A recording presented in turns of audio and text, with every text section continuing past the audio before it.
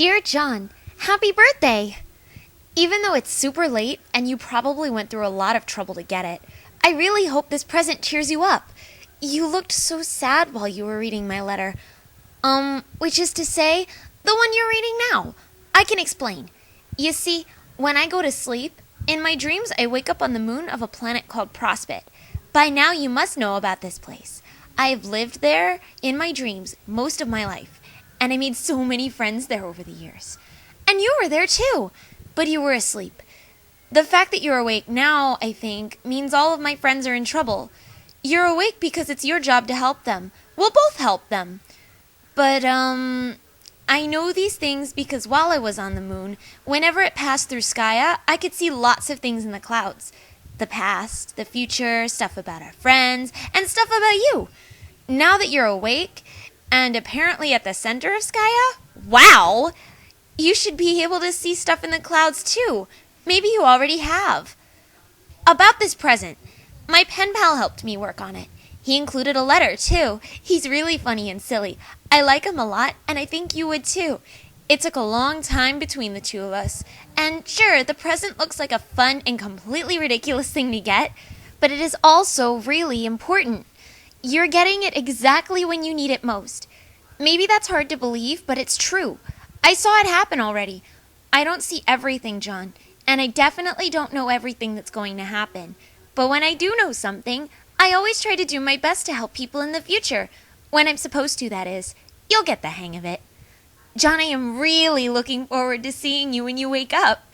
It's been nice playing with my Prospitten friends and all, but also kind of lonely knowing you were in the other tower sleeping and having lousy dreams.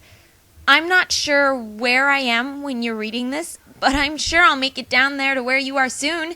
Geez, how did you get down there? Oh well, I'll find out. I can't wait to fly around the moon with you and show you all my favorite places. It'll be so much fun! Jade. Hello! Kanaya, hi! Glub, glub, glub, glub, glub. Glub, glub, glub, glub, glub, glub, glub, glub, glub, glub. Sorry, I can't really control the glubs. I am excited. Everything we're about to do next is exciting. It is always exciting. I'm excited. Pachoo! Yeah, I really launched that one. Glub, glub, glub, glub. Hey, let's stop being retarded for a minute. I'm just worked up about this game. It will be great. I've been waiting for a long time to get started. We all have. We should compare notes, even though we're on different teams.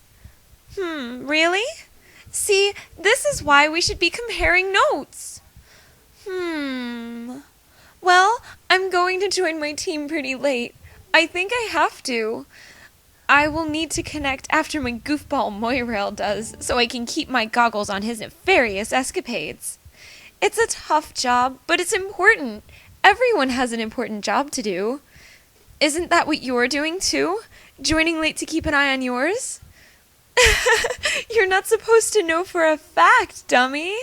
You just do what you think is right, and even if you were wrong, the worst that happened is that you helped somebody and helped the whole world too. Glub, glub, glub, glub, shrug. Yes, probably. Your clouds tell you everything, so what do you even have to worry about? That's true. Oh, shucks, now I'm going to get sad. She will be gone soon. Though, I guess it will be a relief not to have to worry about keeping her voice down anymore. They aren't burdens. Okay, I guess they are. But I love them, and I wouldn't have it any other way, because this is why I'm here. On that note, I think I'm going to say goodbye to her. Maybe you should too, while you have the chance. Even though I'll see her again soon, which still seems kind of strange to me. But that is why this is all so exciting! Kanaya, bye! AC saunters from her dark cave, a little bit sleepy from the recent kill. AC uses one of her mouths to lick the fresh blood off her paws, and the other one to blow you a kiss. Yes, AC finds that to be the most admirable use of a kiss. She thinks that goblin wishes need to come true too, just like any other kinds of person's wishes. AC begs your pardon while she rips apart this tasty beast to prepare a meal for her cubs. Uh-oh. Don't you dare! I mean, AC shouts, "Don't you dare!" indignantly. AC says no and looks a bit crestfallen. AC gets a clever idea to slake the majestic dragon's mighty hunger. She prepares the lion's share of the slain armored collar bear for GC.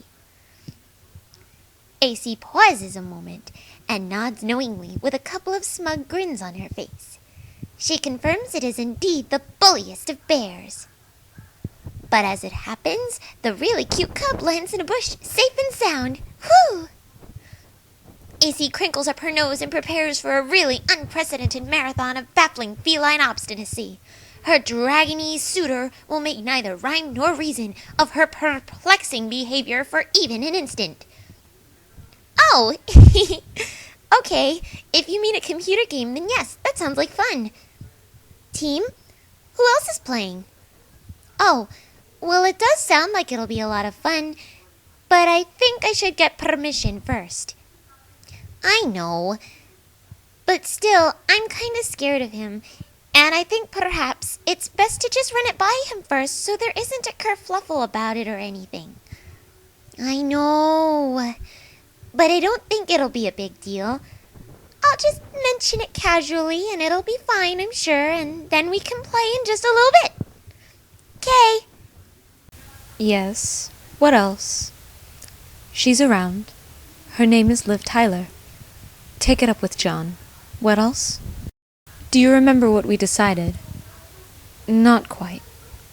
Do you remember anything else? What about why you went to fight Jack? Are you sure? So was your decision a result of desire or obligation?